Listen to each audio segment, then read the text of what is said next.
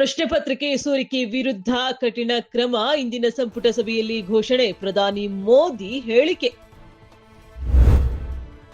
26 ದಿನಗಳ ಬಳಿಕ ಸೋನಂ ವಾಂಗ್ಚುಕ್ ಸತ್ಯಾಗ್ರಹ ಅಂತ್ಯ. ಸರ್ಕಾರದ ಜೊತೆ ಮಾತುಕತೆ ಬಳಿಕ ಮಹತ್ವದ ನಿರ್ಧಾರ. ವಾಂಗ್ಚುಕ್ ನಿರ್ಧಾರಕ್ಕೆ ಪ್ರಧಾನಿ ಮೋದಿ ಸ್ವಾಗತ.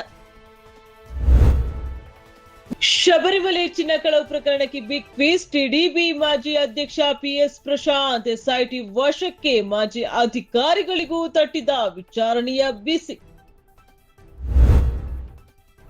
ನೀಟ್ ಅಕ್ರಮದ ವಿರುದ್ಧ ವಿದ್ಯಾರ್ಥಿಗಳ ಹೋರಾಟಕ್ಕೆ ಸಚಿನ್ ಬೆಂಬಲ. ಸೋಲನ್ನ ಒಪ್ಪಿಕೊಳ್ಳಬಹುದು, ಆದ್ರೆ ಮೋಸವನ್ನಲ್ಲ ಎಂದ ಕ್ರಿಕೆಟ್ ದಿಗ್ಗಜ. ವಿದ್ಯಾರ್ಥಿಗಳ ಕಠಿಣ ಪರಿಶ್ರಮಕ್ಕೆ ನ್ಯಾಯ ಸಿಗಲಿ ಎಂದು ಕರೆ.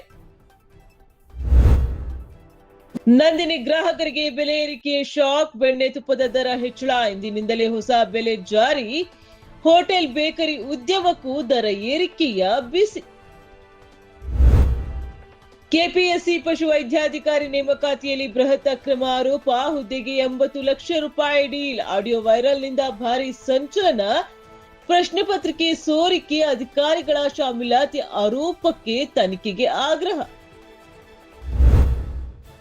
ರಾಜ್ಯದಲ್ಲಿ ಮತ್ತೆ ವರುಣನ ಭರ. 14 ಜಿಲ್ಲೆಗಳಿಗೆ ಯೆಲ್ಲೋ ಅಲರ್ಟ್ ಘೋಷಣೆ. ಕರಾವಳಿ ಸೇರಿ ಹಲವೆಡೆ ಭಾರಿ ಮಳೆಯ ಮುನ್ಸೂಚನೆ.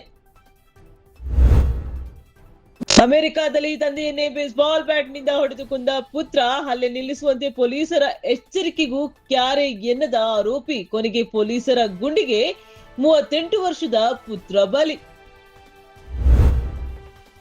ಜಿಂಬಾಬ್ವೆ ವಿರುದ್ಧ ಭಾರತಕ್ಕೆ ಭರ್ಜರಿ ಗೆಲುವು. ಮೊದಲ ಟಿ20 ಪಂದ್ಯದಲ್ಲಿ ಟೀಂ ಇಂಡಿಯಾ ಜಯಭೇರಿ. ಯುವ ಬ್ಯಾಟರ್ ವೈಭವ್ ಸೂರ್ಯವಂಶಿ ಅರ್ಧ ಶತಕದ ಮಿಂಚು.